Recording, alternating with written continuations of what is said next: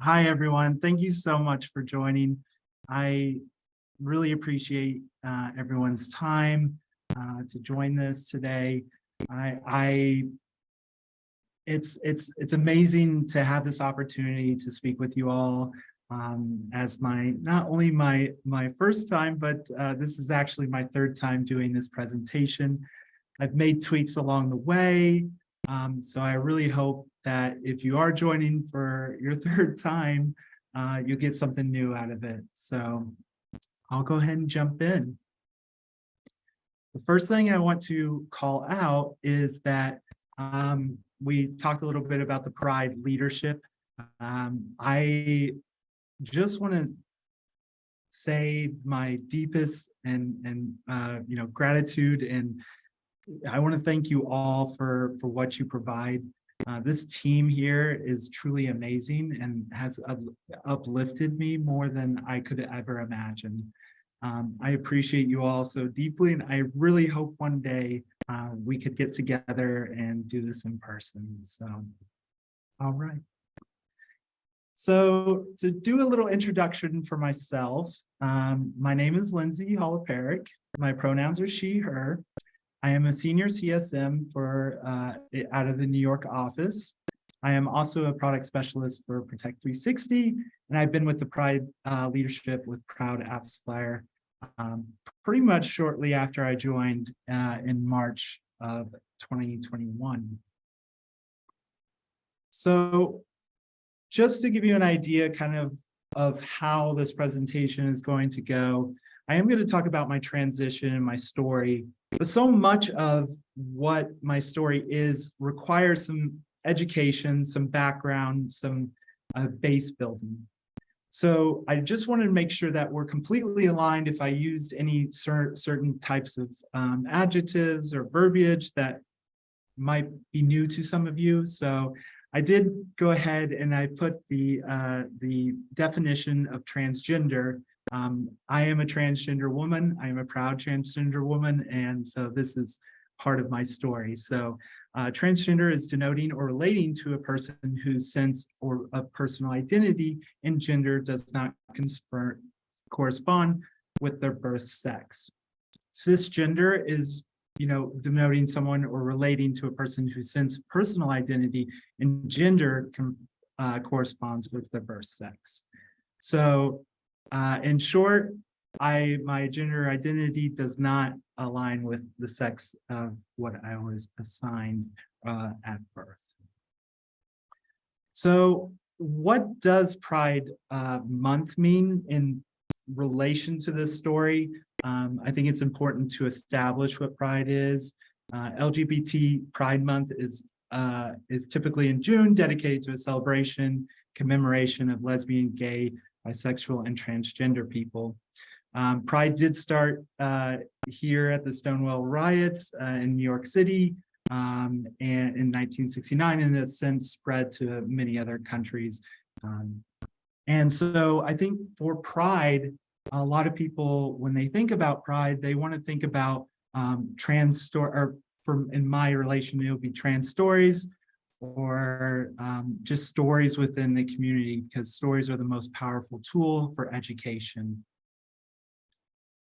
I wanted to establish a few things going into Pride that is a little bit new for this presentation. I wanted to put together, I just came back from vacation, so I wasn't able to put together a universe post, but I will be doing a post, and I hope to gather some other LGBTQ members to do a post, their same thing as well, suggesting maybe a queer book. I am suggesting Page Boy from Elliot Page.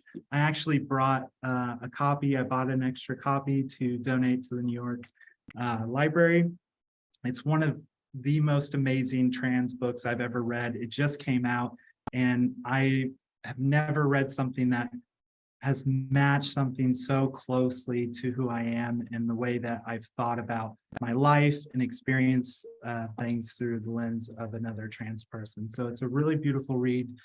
And then I'll have a couple of different movies, Monica and Disclosure. and then music from Ethel Kane. So I'll keep an eye out. I'll post it in the Slack channel, and I hope you can take a look at it and maybe try it out. Okay, so I'll go ahead and jump into it. I do want to provide a bit of a disclaimer. I think it's important for trigger warnings to just know what this transition story entails. It's not unique to me. It's quite often very similar to many different people within the community. But I'm going to try to keep it to just myself. So if you do have any sensitivities to abuse or suicide ideation, please feel free to drop off if you'd like, or I can give you a warning beforehand. But it will be kind of sprinkled throughout this presentation. And I'm 100% certain that you will feel uncomfortability at one point. I hope that if you do, you try to challenge it. Ask yourself why you feel this uncomfortability.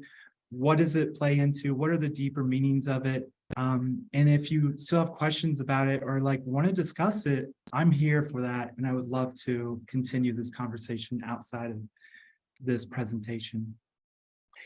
And then lastly, this is my experience. It's strictly from a trans woman's experience. There is some, areas that bleed over into trans masculine, but this is my experience. I try to use I statements, but I will call out some base building ideas that are from the trans and queer community. So. But there is one thing I do ask of you. I have two asks today. I ask that you think of these women during this presentation.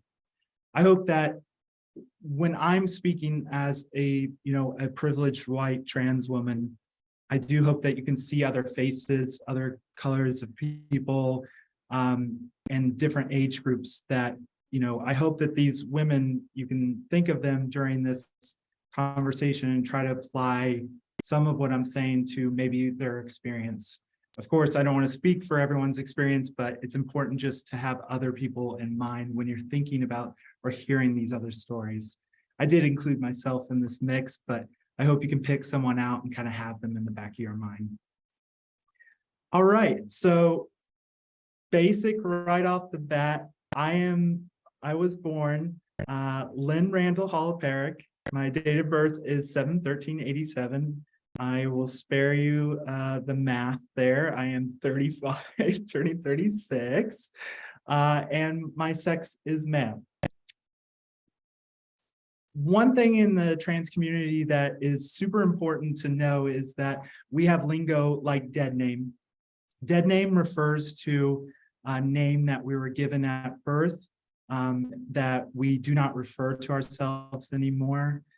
My dead name was Lynn Randall, and my name is Lindsey Reed. So one thing I do with sharing this with you is it's a gift to you all in the form of learning. It's not a now a usage that I ask that you tell other people or say out loud. This is something that it's plain and simple as it is the dead name. My pronouns are she, her, hers. I do not believe that, these are,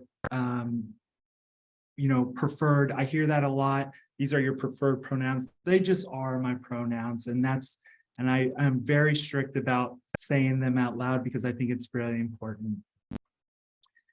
So, when it comes to sex, I was born male. Within the trans community, we have these sayings, either AMAB or AFAB. And what that means is assigned male at birth. But my gender is female. So just for the definition here and aligning on what the definition is, gender, the male sex or the female sex, especially when considered with reference to social and cultural differences rather than biological ones, or one of a range of other identities that do not correspond to establish ideas of male and female. I think it's very important to understand that when we talk about transgender, we're not saying, that I am like a biological woman. I am not. I'm a trans woman. I was born, male, and I was assigned male at birth.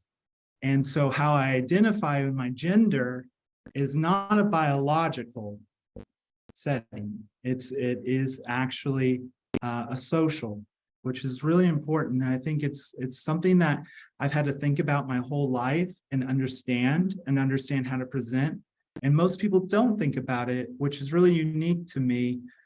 So I love to have this conversation and go a little bit deeper in it. And then additionally, my gender expression is how I like to show the world. I consider myself a femme, but I do love a tomboy look. I do, like to express myself within a spectrum between tomboy and a femme person. So just to even expand more on what gender could be considered, if it's harder to understand, I want you to imagine this person here in this box. This person, we don't know their gender. They were born inside this box and they grew up without any outside influence. There's no cultural, there's no social, there's nothing. They were just fed and they grew up. Now, if you let them outside this box and you gave them options of, say, this dress or this tuxedo, or even the names boys, girls with colors associated to them, would they even know what those were associated to their sex or to their gender? It's really important to understand that we are given these boxes that we must fit in based off of how our genitals look at birth. So it is important to understand how this box also applies to us when we're born and we're fit into this box and told that girls must wear the dresses or boys must wear the tux, so on and so forth. Personally, I don't think I would choose that yellow dress. I think it's quite ugly. So I would probably go with the tux. So that plays a little bit into expression as well. And then if difference in how we look at gender over time, in the 1700s, gender and masculinity was one completely different thing. And then in other cultures, we look at genders, and if we were to call that kilt a skirt or something, that might offend that culture, but that's the way, it is a fabric and its design. So I've been listening to a few different speakers on the matter of gender, especially when it comes to people within like the workplace, social scenarios. And one person that I follow who does DEI with a couple of different companies likes to ask this question, and I find it very fascinating. So I ask you all, how do you know that you are the gender that you are? And I ask that you do not refer to your genitals or your physical sex characteristics. You cannot just say that you just know who you are. You are. And I actually struggled a little bit with this one. I had to think about it. And the way that I saw it and how I like to answer this question is because when people perceive me as a woman and see me as feminine, I feel good about myself. And I think a lot of that will play into this conversation. A lot of it will play into what we're going to discuss here shortly.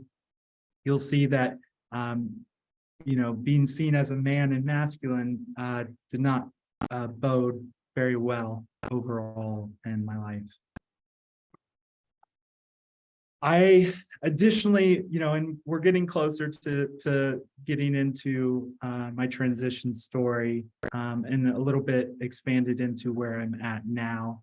But one thing that I found super helpful and also great for education when it comes to all ages is that everything is on a spectrum. our gender identity doesn't need to align perfectly within boxes.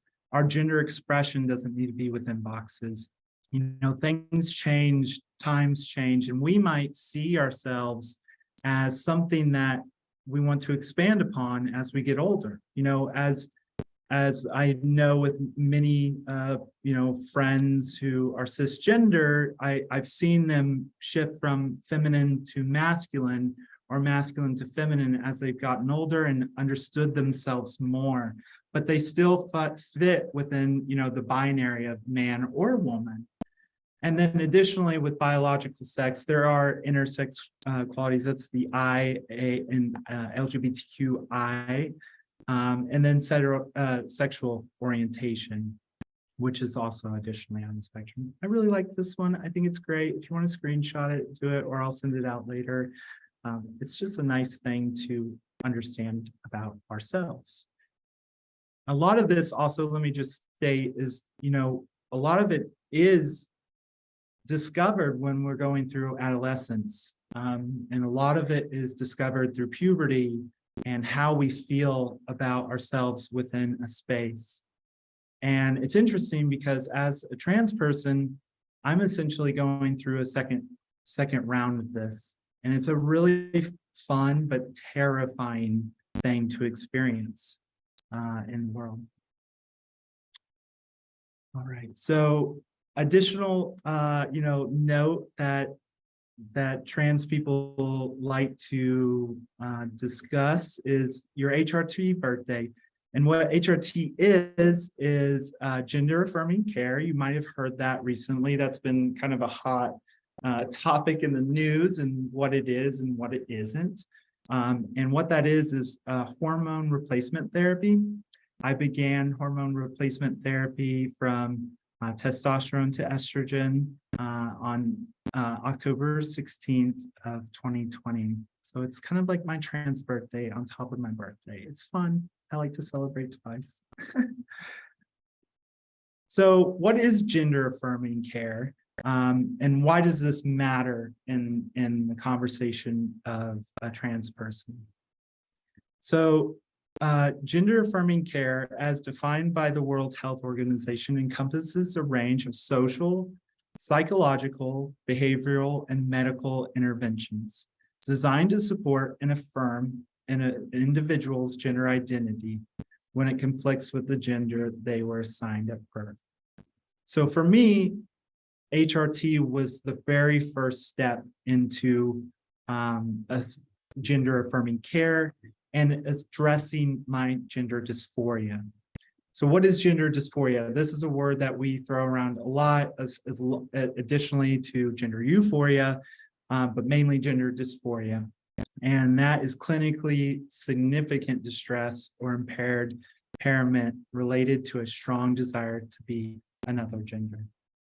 For me, you will hear this quite often as I discuss my childhood. And I still deal with it today quite often. So what is HRT? HRT is the hormone replacement therapy.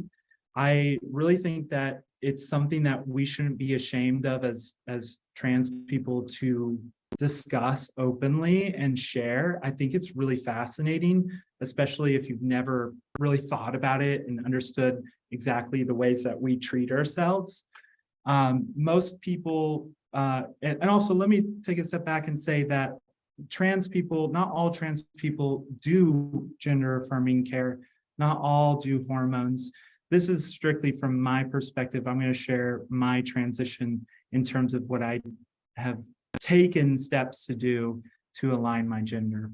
So with HRT and hormones, you can see just all the different changes over a course of time. I personally, I think that the physical changes are great, but what I've gotten the most out of, and I think is most important for me, is that I found this calmness. It was almost like I was living with tinnitus or like a ringing in my ears. It was so deafening that I thought it was normal. And the moment that I was able to change my hormones and change the way that my chemistry in my brain interacted with those, it was like I found this calmness that I had no idea was available. And it's truly a beautiful feeling. And a lot of trans people go through this exact feeling. I do have a link that I'll send out on a universe page regarding this, because I think it's super helpful to understand what HRT is. I do have like this a study, and I wanted to share just how wild it is that 27,000 trans people nationwide were part of this study, and odds of severe psychological distress were reduced by 222% over a 12-month range of these people that were on HRT. In addition, participants who began hormones earlier or late adolescence had lower odds of binge drinking and illicit drug use than people that started later. So it's a really important piece, and comes up quite a lot in the news right now. After I started my hormones, I really wanted to take a firm stance on how I wanted to address my dysphoria. I wanted to only take medical interventions when it came to how dysphoric I felt. So with dysphoria, one thing that really came barreling down as I grew older and hit puberty is that I had facial hair pretty much immediately. It was very hard to get rid of. It was something that I used literally as a beard to,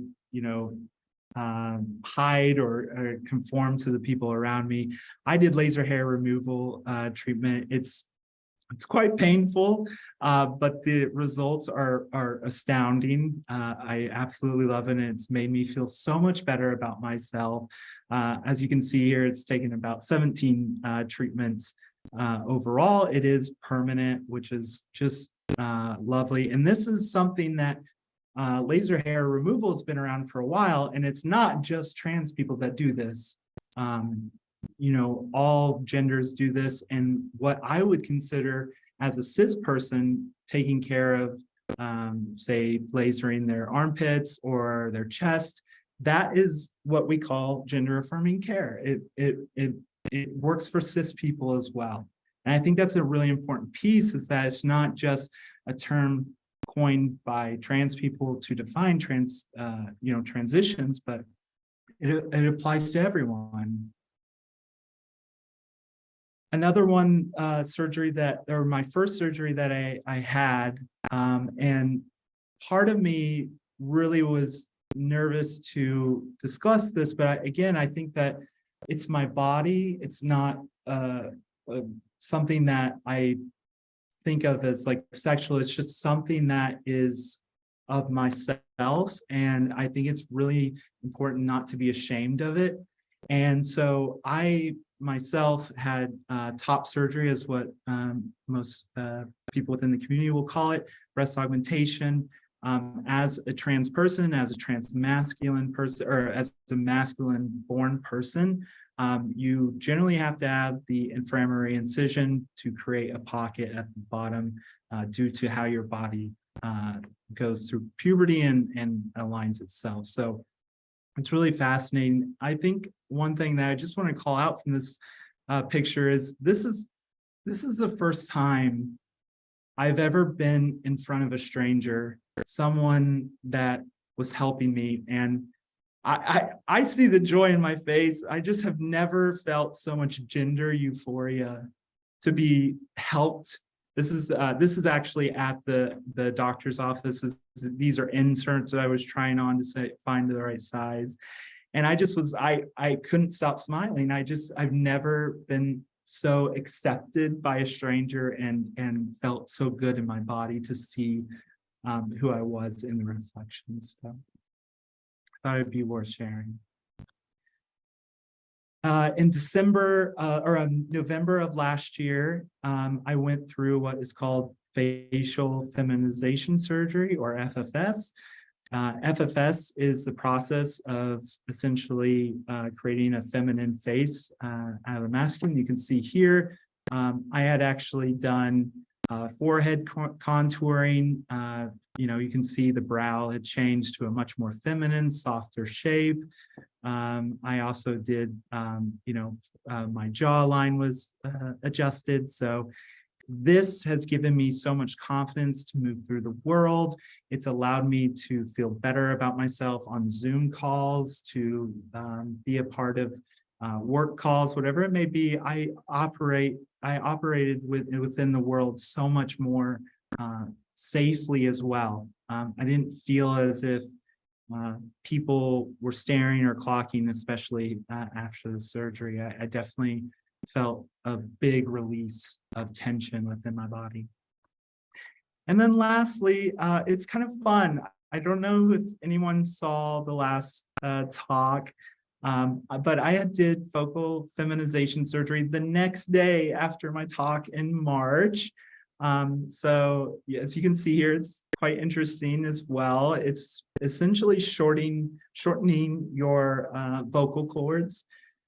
There is still some things that I need to employ, which I'm struggling to do right now, but I feel great. I feel wonderful. I'm not turning heads when I'm out in the world. This has helped me kind of wrap up these surgeries for now. And I feel so much more comfortable in all spaces throughout the world. So that was a really fun, or not fun, but I would say a really good outcome that I was hoping for. So, and then lastly, I just want to talk a little bit about, the common misconceptions of surgery and hormones with children.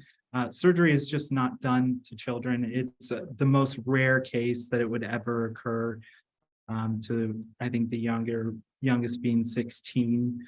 But usually puberty blockers are instituted within the trans community. I have a lot of reading on this. I just think it's important if you do want to understand this a little bit more. It's important to understand. This isn't considered cosmetic. It's feminization, not beautification as well. This is life-saving, affirming care that I've done. And regret, I think one thing that I hear a lot is that people will regret these changes, and out of these large studies, less than 1%, and usually due to social regret any form of transition. So the study or the numbers are there, and they're really, really great to understand if you are wanting to learn more about the trans community. And then this last one, I think I like to call it out just because I think it's important to know. I've heard quite a few cis people say that I was born in the wrong body, and I personally don't subscribe to that. And the reason for that is that, if you need glasses and your eyes are blurry, you have poor vision, I wouldn't say that you were born in the wrong body. You just need the right care or medical care, whether it be glasses or whether it be contacts or LASIK, whatever it may be, to help you see and operate within the world easier instead of it being blurry. That's what you need in order to achieve that. And I think that's a very similar stance that I take with my body in terms of being trans. I am a proud trans person, and I just needed my glasses in order to operate well. So, all right, I feel like we've finally made it. We're here. We're to my story, and I think that I'm very glad that we were able to establish kind of a baseline. So I'll give you a little bit of background about myself. So as you can see here, I think I'm ranging from 4 to probably 7 or 8 years old. This is about a time that I started to experience dysphoria. A lot of the dysphoria that I was experiencing, I wasn't sure how to describe it, what was happening to me. I just knew that the things that like my sister wore or the girls at school wore, I really wanted to be a part of those groups. And I always wanted to wear the more feminine clothing, but everyone was telling me that's not right. That's not what you wear. You're a boy, you're not a girl. And so I learned really early on that this time when I was very unaware of kind of what gender was, I was just operating off of feeling. I learned that there was some shame behind it. And that shame burrowed deep as a child. This is not how you act. This is how you act. And it felt like I was doing something wrong all these years as a child for having these feelings, but I knew not to speak about it.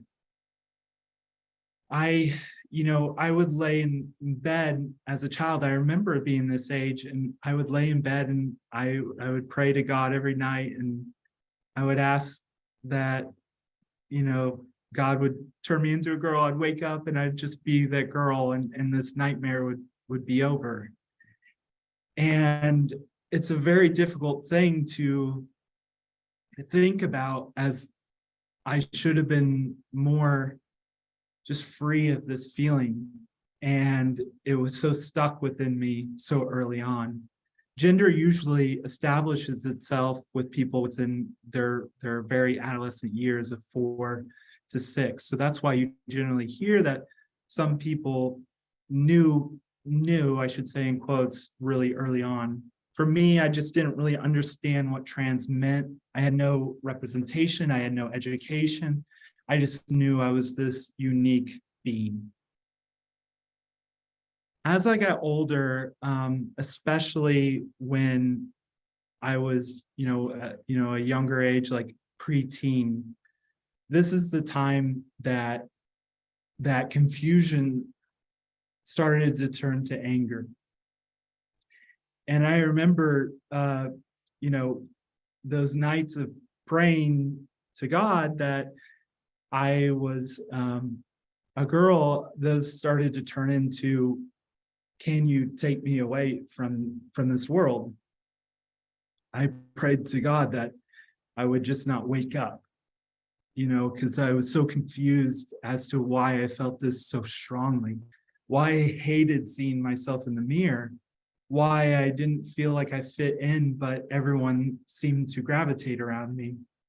There was a lot of confusion and a lot of anger, and there was nothing to attribute to it. I really turned into sports. Sports were something that I, as I got older into the high school years, I really dedicated myself to, pursuing basketball, pursuing football, fitting in, hitting all those marks. And it led me down a path where I learned to dissociate and just follow what everyone else was doing. So how do I describe who I am? As a person that grew up in the late 90s in general, and then early 2000s, I really didn't have any ability to attribute who I was to the people around me. And I think that was something that I really struggled with until I came across this.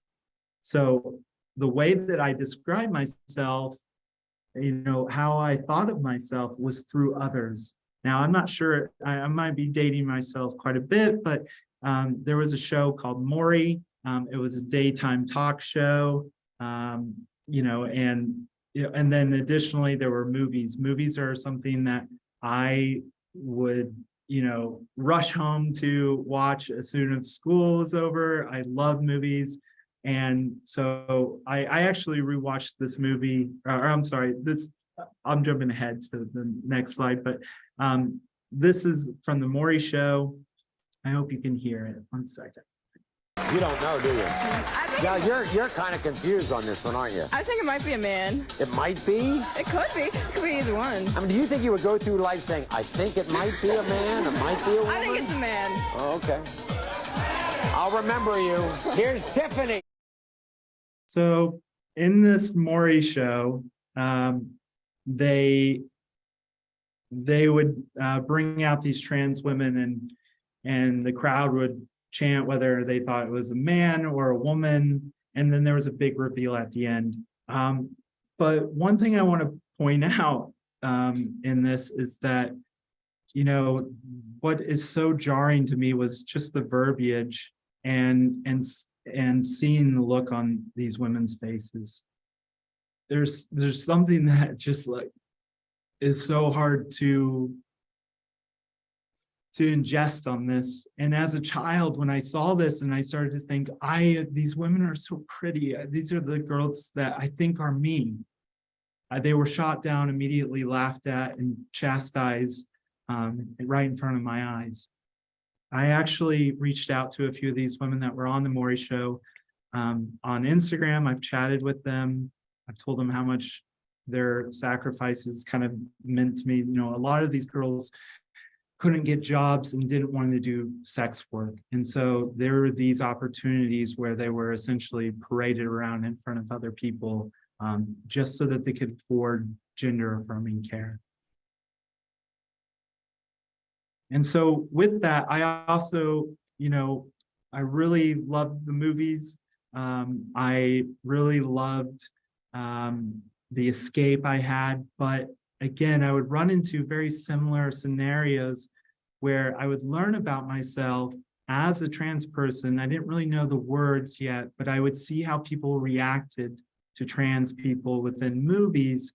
I actually watched this in college and kind of forgot about it because I saw this when I was a lot younger, but I do remember my family laughing at it, chuckling at it, especially this piece here, and me not understanding the joke.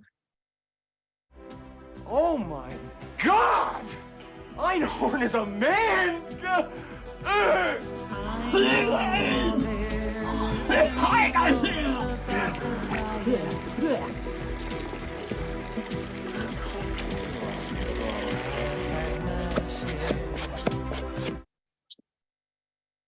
I think you get the idea. I love Jim Carrey. I love the way that he uses physical humor. He's a very funny person, especially in my youth. But what I would learn about this through these conversations through media, where the only place where I saw people like myself, it was represented either as repulsion, sickness, as trickery. These are the things that really burrowed deep within my soul and really prohibited me from talking about this, because I thought everyone felt this way.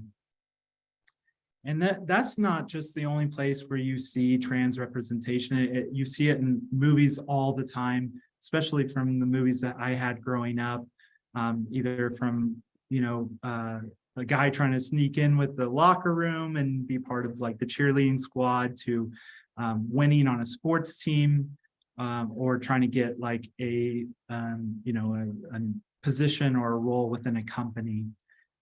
These are all very impactful films that I think that when we see them on screen, it doesn't just affect trans people, it affects cis people, and it puts something in our minds about what these people represent. Boys Don't Cry is a wonderful movie that I really hope that if you haven't seen, you do check out. It's about Brandon Tina, a trans man out of Nebraska.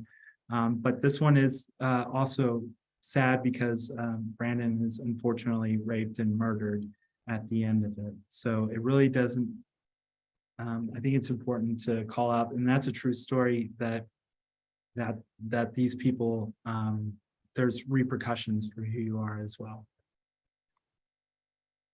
And this continues today in a different form. I think it's really important to understand that just because we don't see as much within film or TV, we do now within the news or how people think about trans people. We hear a lot of conversations around sports and how there's it's unfairness that they're competing, or around bathroom bills that trans people, especially trans women, are to be feared within the bathroom. And then here, Nikita Dragon, who is a trans woman that was arrested in Florida and had all of her papers read as female, but because of her status or known to be trans, she was thrown in a men's prison for a short period of time. And this comes out of fear, comes out of hate. And within Tennessee, I'm not trying to be political by any means, but Tennessee passed a law that essentially says that anyone outside of their assigned sex at birth that is wearing non-gender conforming could be arrested. So that could be applied to me as well. Things like this, they reach to the younger community. We see it, you see it, and it's really important to understand how this affects the youth and the people around you who might be scared to come out. I think it's really important also to note that as time has moved on, we have seen a more resurgence around people coming out. And there's this saying, I think, like trans popularity, like people are just coming out because it's popular. But one of my favorite slides, or at least examples that the community has used many times, is the history of left-handedness. My grandmother was born left-handed, and she was forced to write right-handed in school in the 1930s. She was not allowed to, do anything with her left hand, essentially, and so she was forced to be right-handed when she was actually left. And as you can imagine, you can do things within the world, you can learn, but it's harder.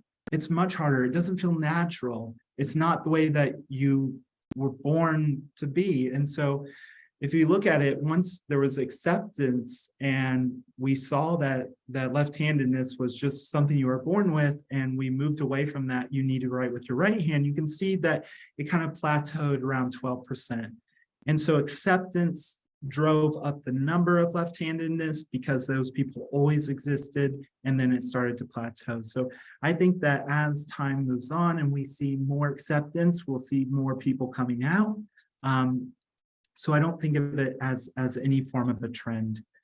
And to my original point of like the younger community seeing what's happening today, there's still a problem of suicide, especially within trans and questioning or non-binary people. If we look at the cisgender ratio, it's smaller, it's still high, but the percentages are undoubtedly there. And so we have to, as a group of people, be very cognizant of that and ensure that we are, speaking up. So now I've gotten out of high school and I had found myself in college. College was the years where I learned what dissociation meant. These are the years that I learned to completely disconnect every ounce of who I was from my feelings and just go through with the motions. And I started to really lose control, from partying to drug usage. My grades were completely slipping. I just was trying to find out who I was within college, which should be some of your best years of your life. And I really struggled during those years because I really did not want to accept that I was a trans person. After those years, I found myself as a junior going into a senior year, I found myself at a party and I was speaking with another man, and I hadn't had anyone talk about their sexuality or their gender with me in a sense that I felt comfortable to even disclose an ounce of who I was. So I will give you a warning image here that beforehand, because as I discussed with this man, I misread the situation and thought that he was saying things that I felt.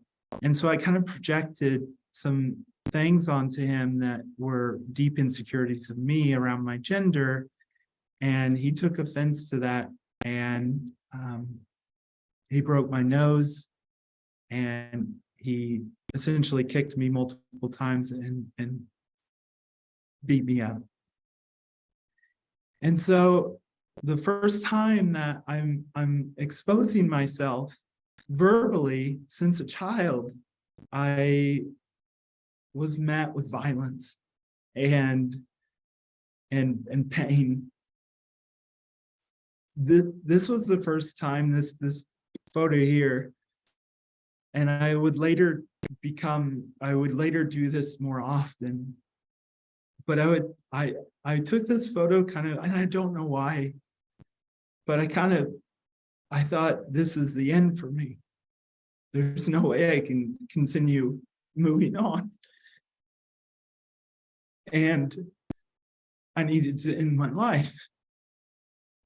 And so I took that photo thing, it's kind of the last one of me. And luckily enough, I went to the bathroom to move forward, and my roommate happened to need to take a shower desperately because he had an interview, and he kind of inadvertently saved my life. And so the years after that, I went back into that dissociative mode, knowing that there's no way that I could be myself. And what I tried to find was ways to drown out that pain so it would never come out again to another person. I felt so much shame about who I was, and I never wanted to accept it. These first two slides over here, I was, I went down a big path or a hole of weight loss, working out constantly. But while doing that, I was self-destructing, and I learned to hate my body. The more comments that I would get about my arms being big or being athletic or being an attractive man with a large jaw, the more it put me in this hole. And eventually I decided that I needed to destroy that thing without, knowing it. And so I would go down a path in these short 3 to 4 years here. You can see the change. And I'm not saying that weight gain is something to be ashamed of or it's bad for everyone. It's just, for me, I can see the shift between smoking a pack of cigarettes a day, drinking 1.5 liters of vodka every few days, and using any form of nicotine or drugs to get me through a weekend or a day. And so I really started to self-destruct to the point where I just wasn't living.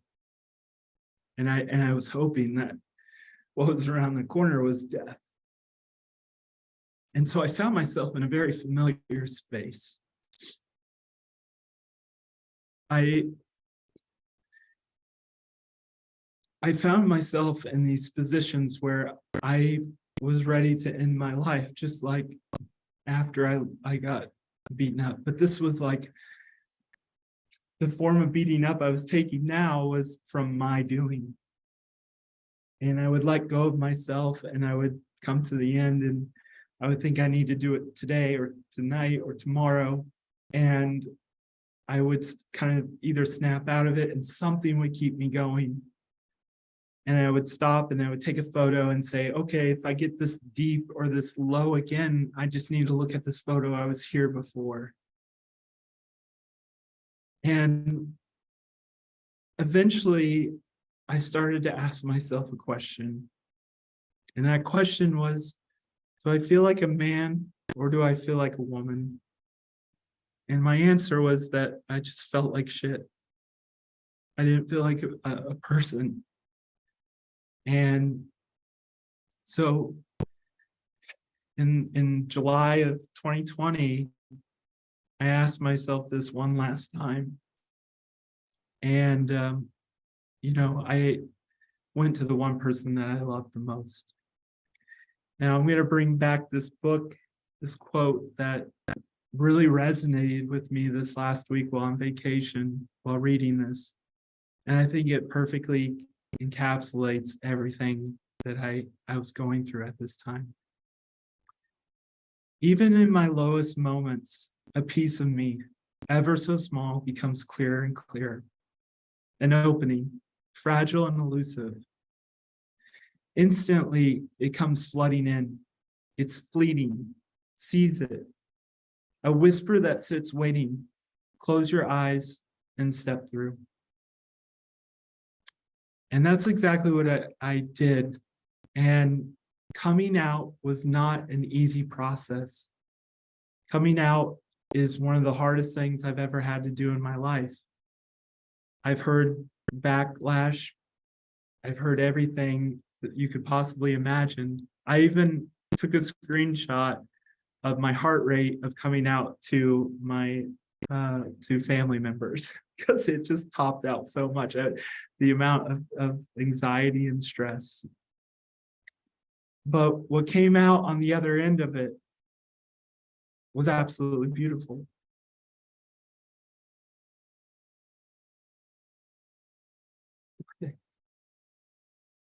What comes of this is the ability to love yourself and to find people that love you back for who you are. And it's not easy, but it's so worth it.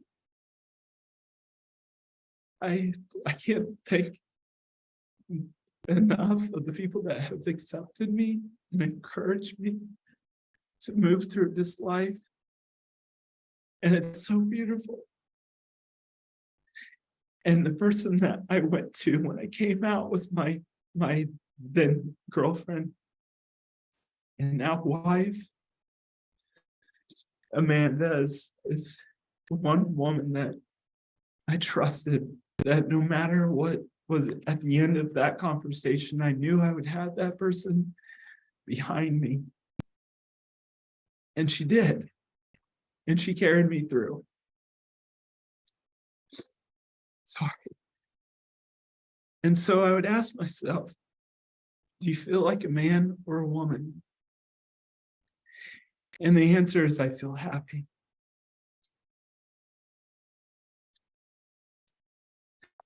So as I wrap this up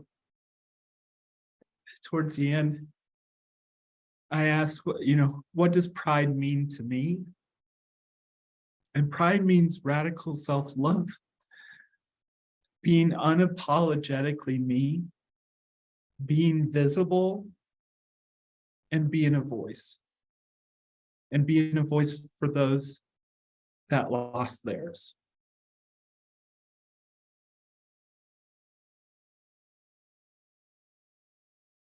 So as we think about these women, these are some women that lost their lives this year in 2023 due to who they were. And so they don't have a voice anymore. And as I wrap up on this final girl here, this is Brianna Gray, and she lost her life at 16 years old. She was stabbed to death in a park for who she was. And what hit home so much for me when I saw this is that I looked at a picture. This is me at the same age, so scared and so terrified of what is coming next. And she took those steps and she was punished for it. So when I do these conversations, I do it for the younger girl that I was that was too scared to say something, and I do it for them. I want to finish up with just a few tidbits, is that when I did this conversation in March 31st of 2023, there were 55 confirmed deaths of violence to trans women with the average age of 29. And since then, 72 days later, there's 116 deaths with the average age being 30. That's of yesterday.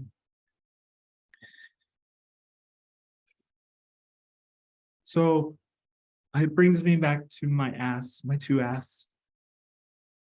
My final ask is that you talk about this. I ask that you show this presentation to any friends or family or to someone you think could use it. Share my voice, please. Introduce them to me, talk to me.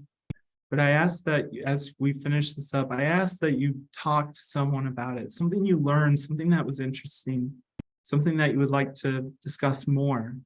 And I just ask that you discuss it with an open mind and heart, because if you're not doing the talking, then other people are listening who really need to hear something positive and not all the negative. Thank you.